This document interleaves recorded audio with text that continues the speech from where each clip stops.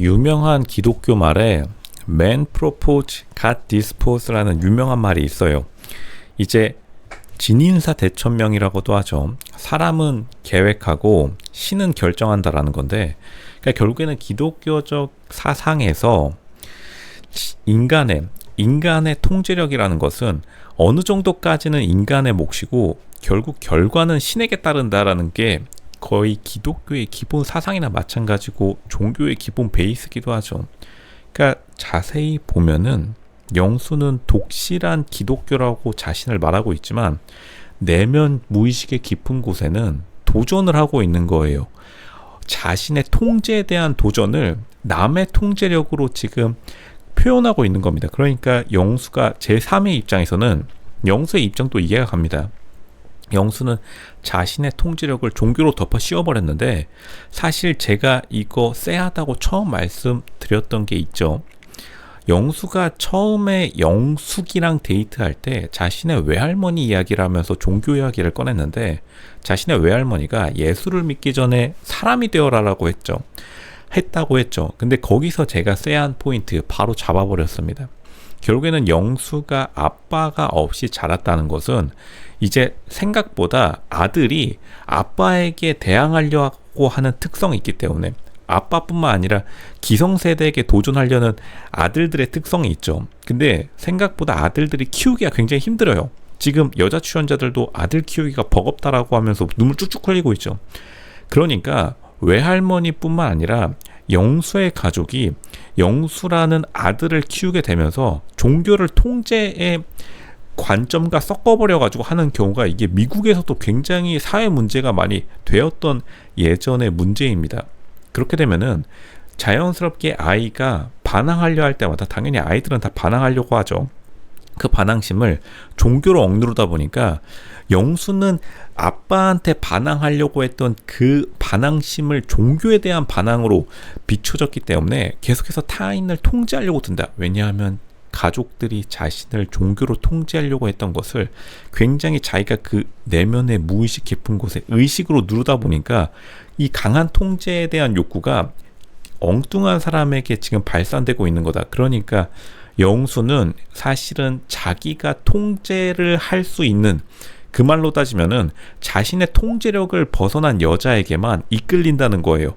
자신의 통제력을 벗어난 여자에게만 이끌리게 되는 그러한 성향을 지니게 되었다. 왜냐하면 자기가 통제할 수 있는 것들은 시시하다고 생각되니까. 그러니까 영수가 맨 처음에 결혼도 아마 굉장히 주체적인 여자랑 결혼했을 가능성이 높습니다. 왜냐하면 통제가 되지 않는 여자만 영수에게 여자로 느껴지는 거예요. 자기가 통제할 수 있는 대상.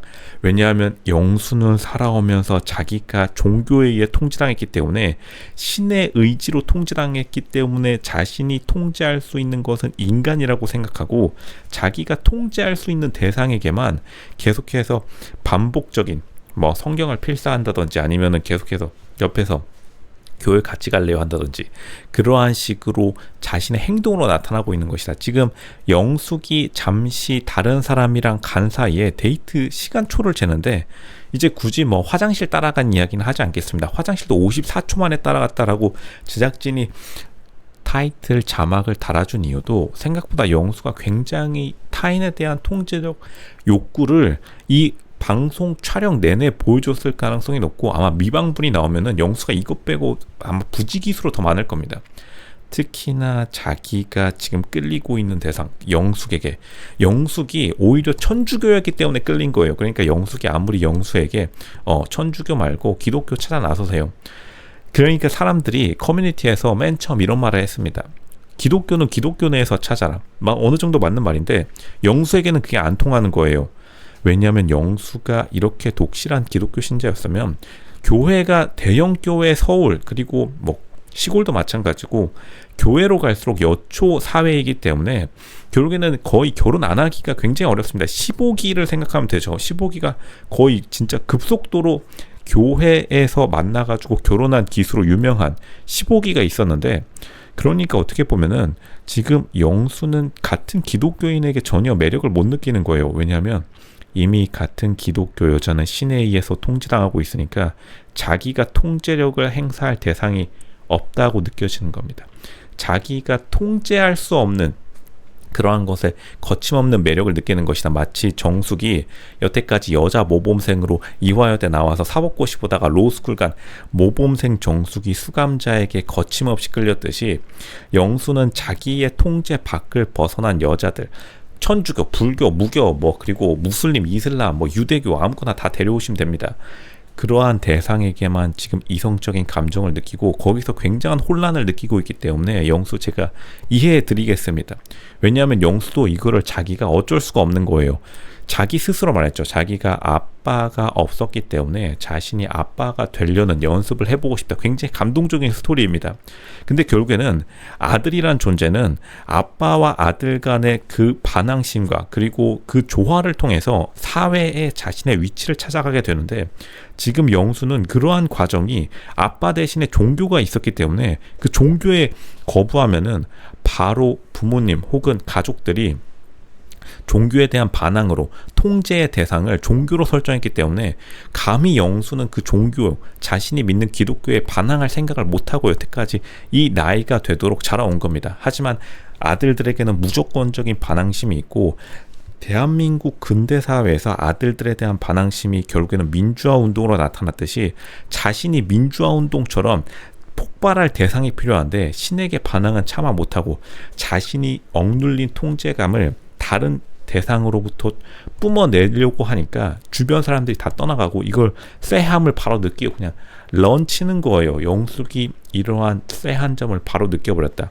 이거는 그리고 영숙뿐만 아니라 이제 흔히들 말해서 미국에서 일탈하는 청소년들의 대부분이 종교를 통제의 대상으로 부모님들 혹은 가족이 삼았을 때 굉장히 거기에 대해서 억눌린 폭발감을 느끼고 또 미국은 무슨 수정헌법 제2조의 나라죠. 미국 수정헌법 제2조가 뭐냐? 일단은 말보다 총알이 더 빠르다 나라기 때문에 그냥 미국에서 이런 속담이 있죠.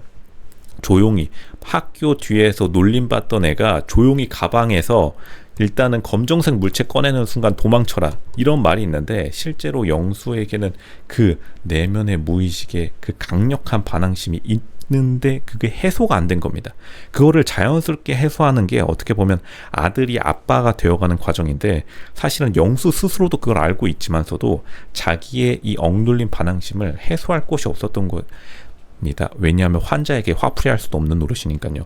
화풀이라기보다는 환자는 통제할 수 있는 도구라기보다는 환자는 자기가 돌봐줘야 할 대상, 자기가 반항심을 분출할 공간이 없는 상태로 자라왔기 때문에 이 혼란감과 이 자신에 대한 통제력을 성경을 필사하거나 성경을 필사한다는 것은 자기의 통제력 안에 두려 하는 거죠. 근데 여기서 가장 큰 비극이 시작되는 겁니다. 사실 다시 맨 처음에 말했듯이 기독교 사상 중에 가장 큰 것은 인간의 통제력의 한계를 어느 정도까지 설정해 놓는 거예요.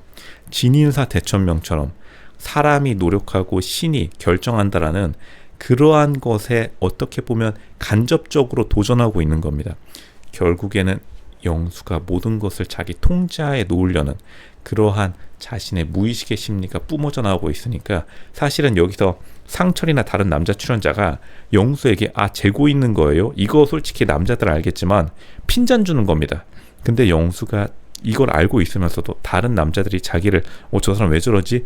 라고 있는 걸 알고 있으면서도 자신이 통제력을 놓지 않으려고 무의식적으로 행동에 뿜어져 나오고 있는 것이다. 굉장히 안타까운 측면입니다.